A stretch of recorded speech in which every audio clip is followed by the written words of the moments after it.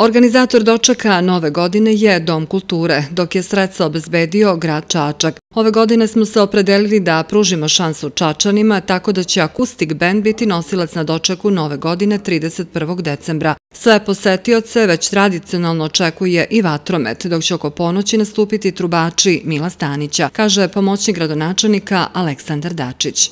Zauzeli smo generalni stav da za ovaj doček šansu damo Čačanima, znači čačanskim bendovima, čačanskim izvođačima.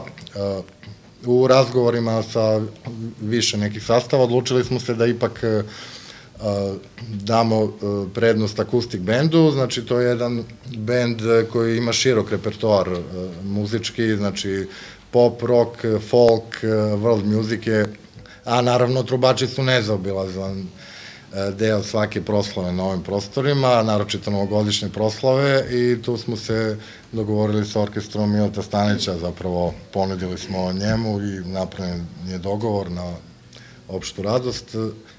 Što se tiče neke tehničkih stvari, znači na trgu će biti 31.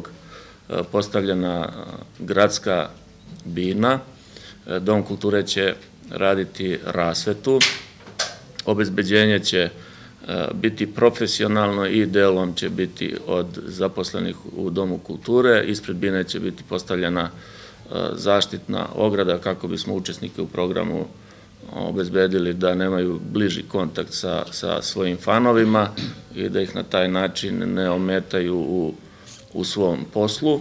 Svirka na Gradskom trgu počeće oko 22 časa, a predviđeno je da se završi oko 1 čas iza ponoći. Akustik bend postoji od 2008. godine, znači orkestar koji je onako fokusiran na različite vrste proslave firmi, različite vrste manifestacija, rođendani, svadbe i tako dalje.